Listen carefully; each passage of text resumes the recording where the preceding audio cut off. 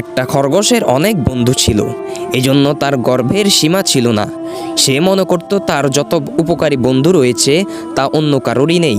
একদিন সেই খরগোশ শুনতে পেল যে একদল শিকারী কুকুর তার দিকেই এগিয়ে আসছে। ভয়ে খরগোশের মুখ শুকিয়ে গেল। তখন তার মনে পড়ল বন্ধুদের কথা। খরগোশ দৌড়ে গেল তার বন্ধু ঘোড়ার কাছে। খরগোশ ঘোড়াকে বলল, বন্ধু, শিকারী কুকুররা তো আমার দিকেই এগিয়ে আসছে, তুমি পিটি করে আমায় অন্য কোথাও নিয়ে চলো।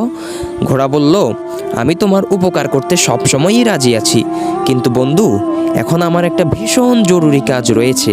কি করি বলো তো? তুমি বরং আমাদের বন্ধু ষাঁড়ের কাছে যাও, সে নিশ্চয়ই তোমার সাহায্য করবে। খরগোশ ছুটতে ছুটতে গেল ষাঁড়ের কাছে।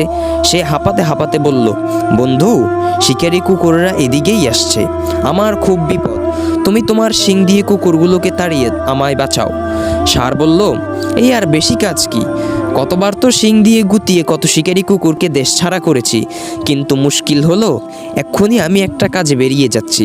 তুমি বরং আমাদের বন্ধু রামছাগলের কাছে যাও, সে ঠিক একটা উপায় বের করবে।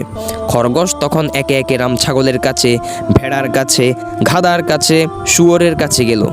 সকলেই তাকে সাহায্য করার ইচ্ছে ছিল, কিন্তু ঠিক এই সময়ে প্রত্যেকেরই কোনো না কোনো জরুরি কাজ রয়েছে। অবশেষে বন্ধুদের সাহায্যের আশায় না থেকে খরগোশ প্রাণপণে দৌড়ালো। বন্ধুরা, আমরা এটা থেকে বুঝতে পারি বিপদের সময় যে সাহায্য করে সেই আসল বন্ধু।